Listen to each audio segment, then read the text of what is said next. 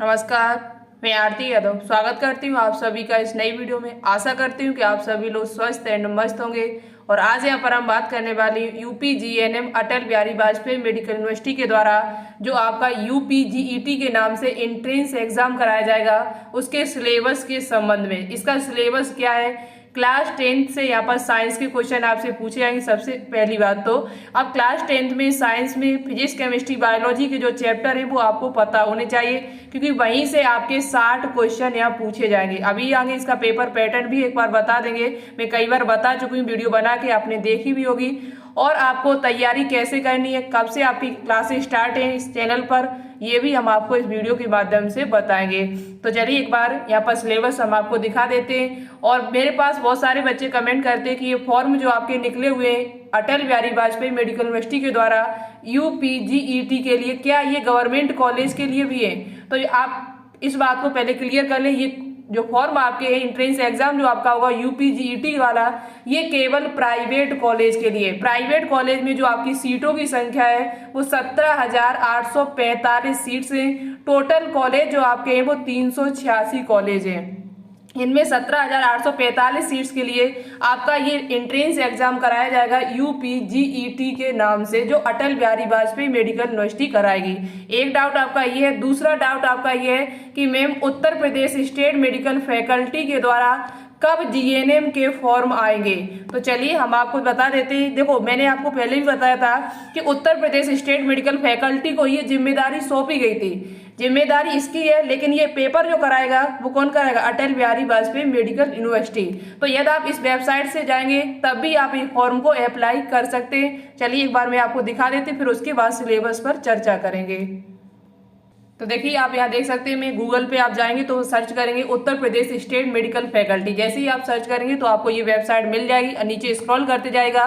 तो यहाँ आप यदि आप यूपी से पैरामेडिकल कोर्स करना चाहते हैं, डिप्लोमा कोर्स करना चाहते हैं, कोई भी मेरिट बेस, तो आपको ये फॉर्म भर देना है जो Uttar Pradesh state medical faculty के द्वारा आपका आया हुआ है। ये लास्ट डेट जो इसकी है वो 30 जून है यहाँ पर, ठीक है। यदि आपको कोई भी डिप्लोमा कोर्स करना है, जैसे डीएमएलटी करना है या x-ray technician, MRI, OT technician, UP के किसी भी कॉलेज से करना, गवर्नमेंट कॉलेज से, तो आपको Uttar Pradesh state medical faculty के द्वारा फॉर्म निकाले जाते हैं मेरिट बेस। इसको आप भर सकते हैं। इसकी फीस जो है वो केवल 1500 रुपए है फॉर्म की फीस, ठीक है। यदि आपको DMLT, x-ray technician, OT technician, MRI, physiotherapy, optometry, इस प्रकार का कोई डिप्लोमा कोर्स करना है पैरामेडिकल, तो आप इस फॉर्म को भर सकते हैं। यहाँ से ही आपको अप्लाई करना है, वो भी फॉर्म यहाँ से, ठीक है। ये हम आपको बता भी चुके, इसकी लास्ट डेट है जो 30 जून आपकी है। लेकिन हम बात जो करने वाले हैं वो किसकी बात करेंगे? तो यूपी जीएनएम प्रवेश परीक्षा, UP GNM entrance test, UP GET 2024 for admission to GNM course 3 years for all private institution. जो यूपी के जितने भी प्राइवेट कॉलेज हैं सभी के लिए टेस्ट आपका कराया जाएगा। डायरेक्ट एडमिशन आपका नहीं होगा। ऑनलाइन एप्लीकेशन स्टार्ट 22 जून से ये आपका स्टार्ट हुआ है और लास्ट डेट यहाँ पर 12 जुलाई है। पेपर आपका जो है शायद 28 जुलाई को कराया जाएगा, तो वो अभी हम आपको आगे दिखा भी देंगे क्लियर करके। अब आपको क्या करना है, इस पर क्लिक करना है। तो देखो, ये जिम्मेदारी जो सौंपी गई थी वो यही फॉर्म है जो आप बात कर रहे हैं। बार बार मेरे पास कमेंट करते हैं ma'am Uttar Pradesh state medical faculty के द्वारा कब जीएनएम के फॉर्म आएंगे? तो फॉर्म आपके आ चुके हैं, इसकी वेबसाइट पर भी शो हो रहे हैं। और ये वेबसाइट आप अटल बिहारी वाजपेयी मेडिकल यूनिवर्सिटी की वेबसाइट पर जाएंगे तब भी आपको यही फॉर्म देखने को मिलेंगे। तो चलिए मैं आपको यही फॉर्म वहां पर भी दिखा देते हैं। जैसा कि आप देख रहे हैं यहाँ अटल बिहारी वाजपेयी मेडिकल यूनिवर्सिटी, जब आप इस पे जाएंगे, वहां क्लिक करेंगे तो फॉर्म आपका यहीं से भरा जाएगा। यहाँ देख सकते हैं Uttar Pradesh GNM यूपीजीईटी 2024 GNM course, आप पूरा यहाँ पर सूचना भी इसकी देख सकते हैं। ब्राउचर है जीएनएम सामान्य नर्सिंग मिडवाइफरी कोर्स। यदि आपको फॉर्म भरना है तो आप वहां से नहीं भर सकते, Uttar Pradesh state medical faculty से। फॉर्म आपको यहीं से भरना होगा, पंजीकरण यहाँ करना होगा, तभी आप आगे की प्रोसेस कर पाएंगे, ठीक है। उन्होंने वापर भी दे रखा है और यहाँ पर भी आपको अलग से दे रखा है। इतनी बात आपकी क्लियर है। सभी कॉलेज के लिए, यूपी के जितने भी प्राइवेट कॉलेज आपके हैं। अब चलिए बात कर लेते हैं इसके सिलेबस की, जो मेन पॉइंट में आपको बताने वाली हूँ। देखिए हम आपको एक बात यहाँ पर और क्लियर कर देते हैं कि इसका एग्जाम कब होने वाला है। तो इसका एग्जाम जो प्रवेश परीक्षा आपकी होगी वो 28 जुलाई को 28 जुलाई को ये एग्जाम आपका कराया जाएगा अटल बिहारी वाजपेयी मेडिकल यूनिवर्सिटी के द्वारा। और ये फॉर्म आपके 22 जून से भरना शुरू हुए और 12 जुलाई तक आपके फॉर्म भरे जाएंगे। यदि आपको संशोधन करना है, फॉर्म में कोई दिक्कत आ जाती है तो आप संशोधन भी कर सकते हैं 6 जुलाई से लेके 12 जुलाई तक, ठीक है। तो और प्रवेश परीक्षा जो आपकी होगी वो 28 जुलाई को रविवार को कराई जाएगी। अब बात कर लेते हैं यहाँ पर आपके एग्जाम में पूछा क्या जाएगा। तो एग्जाम में जो आपके क्वेश्चन आएंगे वो हिंदी और इंग्लिश दोनों भाषाओं में आपके क्वेश्चन आएंगे। निगेटिव मार्किंग है नहीं यहाँ। और पेपर जो आपका है वो 120 मिनट में कराया जाएगा। 11 बजे से पेपर है आपका। पेपर में पूछा क्या जाएगा, तो यहाँ पर साइंस के आपसे 60 क्वेश्चन पूछे जाएंगे। और साइंस के जब 60 क्वेश्चन जो पूछे जाएंगे वो क्लास 10th लेवल के होंगे। जबकि यहाँ पर इंग्लिश के आपसे 20 क्वेश्चन पूछे जाएंगे जो क्लास 12th लेवल के होंगे। और जनरल नॉलेज सामान्य ज्ञान के यहाँ पर 20 क्वेश्चन पूछे जाएंगे जो क्लास 12th लेवल के होंगे। यदि आप फिजिक्स केमिस्ट्री 10th क्लास की यदि आप फिजिक्स केमिस्ट्री और बायोलॉजी अच्छे से पढ़ लेते हैं तो बहुत ही इजी क्वेश्चन पूछे जाएंगे, कोई कठिन ज्यादा क्वेश्चन नहीं आएगा। आराम से आप लगभग 55 प्लस क्वेश्चन सही कर सकते हैं। 55 ये सही कर लो और इसमें से आप 10 क्वेश्चन भी सही कर लेते हैं यदि जीके में और इंग्लिश में, तब भी आपका सिलेक्शन यहाँ पर हो जाएगा। ये मैंने एक संभावित कट ऑफ आपको बता दी है, ठीक है। अब बात करते हैं कि साइंस का सिलेबस है क्या, आपको फिजिक्स केमिस्ट्री बायोलॉजी में पढ़ना क्या पड़ेगा, तो वो भी हम आपको बता रहे हैं। या फॉर्म की फीस भी हम आपको एक बार क्लियर कर देते हैं ना। आप ये सोचो कि फॉर्म की फीस बहुत ज़्यादा है, तो आपने पहले नहीं बताया, मैं कई बार आपको बता भी चुकी हूँ। फॉर्म की फीस जो आपसे ली जाएगी इस यूपी जीईटी के लिए वो 3000 रुपये यहाँ आपको ओबीसी और यूआर वालों से, और SC ST PW से यहाँ पर 2000 रुपये फीस आपसे फॉर्म की ली जाएगी। कॉलेज की फीस अभी क्लियर नहीं है, कितनी ली जाएगी वो जब तभी क्लियर होगी जब ये नोटिस जारी करेंगे। ओके, तो चलिए अब हम आपको सिलेबस दिखा देते हैं। तो देखिए ये यहाँ पर देख सकते हैं आप क्लास 10th विज्ञान, विषय विज्ञान का सिलेबस में आपको बता देते हैं विज्ञान में आपसे क्या क्या पूछा जाएगा। तो यदि केमिस्ट्री की बात की जाए तो विज्ञान में आपका जैसे केमिस्ट्री में आपसे किस किस चैप्टर से क्वेश्चन आते हैं और कौन कौन से टॉपिक यहाँ दिए हुए हैं। यहाँ लिखा है रासायनिक पदार्थ, प्रकृति एवं व्यवहार, रासायनिक अभिक्रिया आपसे ये सभी पूछी जाएगी। जैसे संतुलित रासायनिक अभिक्रिया है, संयोजन है, अपघटन है, आपकी विस्थापन अभिक्रिया है, द्विविस्थापन अभिक्रिया, अभिक्षेपण, ये सारी चीजें आपसे 10th क्लास की पूछी जाएगी केमिस्ट्री में। वही बात की जाए अम्ल, क्षार और लवण, अम्ल, क्षार और लवण आपको पढ़ के जाने, यहाँ से भी क्वेश्चन आपके एग्जाम में आएंगे। धातु अधातु बहुत ही इंपोर्टेंट चैप्टर है, यहाँ से भी आपके एग्जाम में क्वेश्चन आएंगे।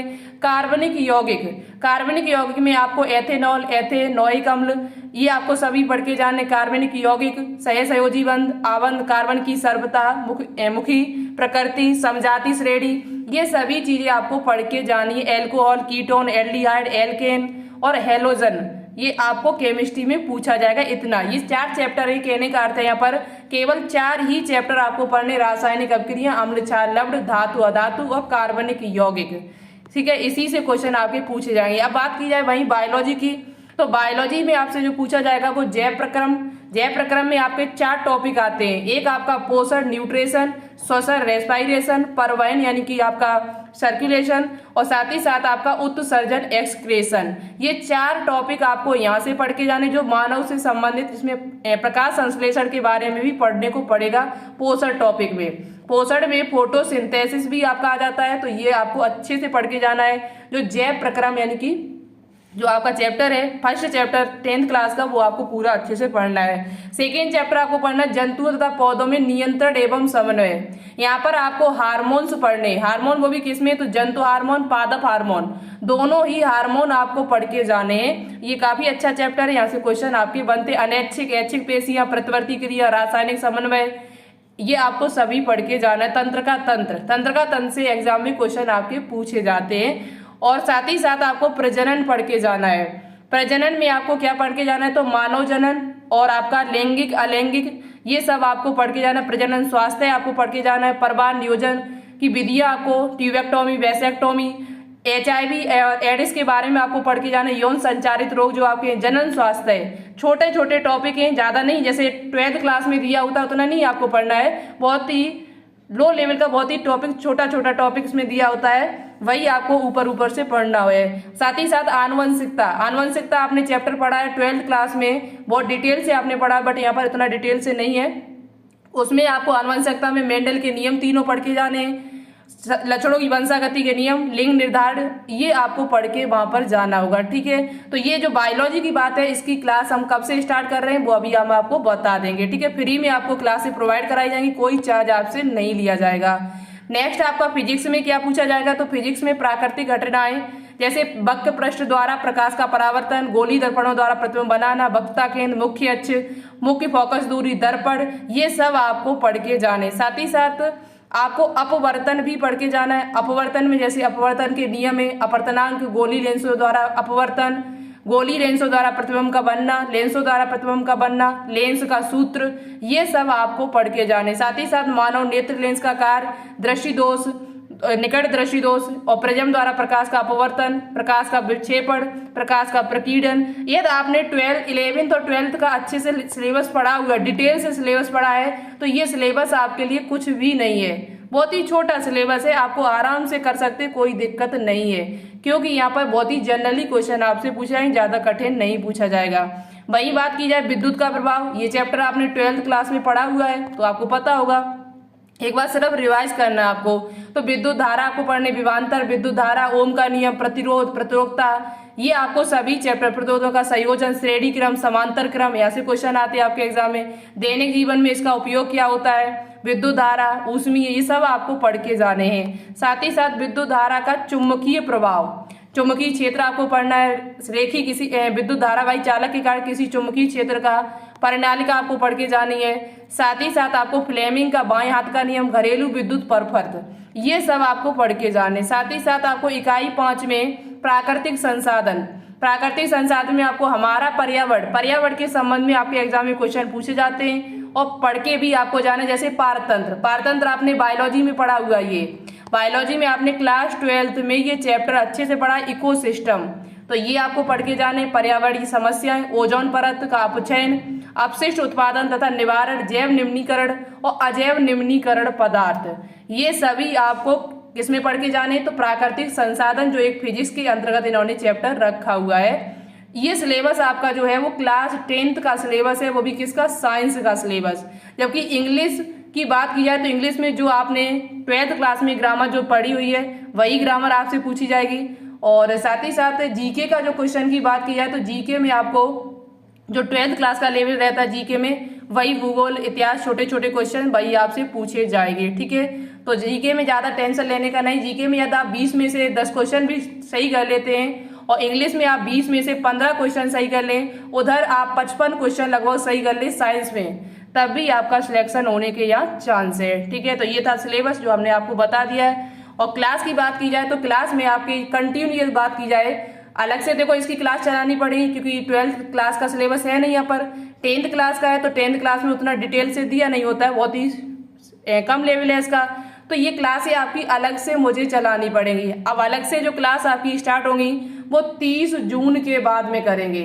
30 जून के बाद आपकी क्लास जो है वो करने की कोशिश करेंगे। ज़्यादा से ज़्यादा यदि आप कमेंट करते तब मेरे पास कम से कम 100+ कमेंट होंगे कि हाँ मैम क्लास स्टार्ट करिए आप 30 जून के बाद, तो मेरी क्लास है आपकी स्टार्ट। कोर्स जो है बायोलॉजी का वो हम आपको कराने की पूरी कोशिश, साथ ही साथ फिजिक्स और केमिस्ट्री भी कराने की कोशिश करूंगी।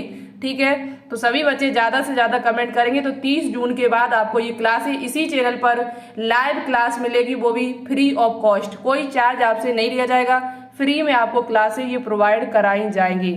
ज़्यादा से ज़्यादा कम से कम 100+ कमेंट मेरे पास होंगे तो मैं आपकी क्लास 30 जून के बाद स्टार्ट कर देंगे। अभी जो क्लासेस चल रही हैं वो उन क्लासों को आप जरूर ज्वाइन करिएगा, क्योंकि वहाँ पर भी मैं इसी प्रकार के सिंपल क्वेश्चन आपको करा रहे हैं जो आपके एग्जाम में पूछे जा सकते हैं, जीएनएम के लिए, जो आपके सीपी नेट के लिए भी हैं, साथ ही साथ आपके पैरामेडिकल के लिए भी, जो एग्जाम आपका 30 जून को होने वाला है। तो आप अभी भी क्लास को अटेंड कर सकते हैं। 4 बजे, शाम 4 बजे क्लास चलती है, लाइव क्लास इसी चैनल पर, उसे आप अभी ज्वाइन करिए 3-4 दिन, फिर बाकी की 30 जून के बाद में आपकी क्लास जो है वो अलग से तैयार स्टार्ट कर देंगे। ठीक है, तो ये थी जानकारी जो हमने आपको दे दी। मिलते हैं एक नई वीडियो के साथ, तब तक के लिए थैंक यू। जय हिंद, जय भारत।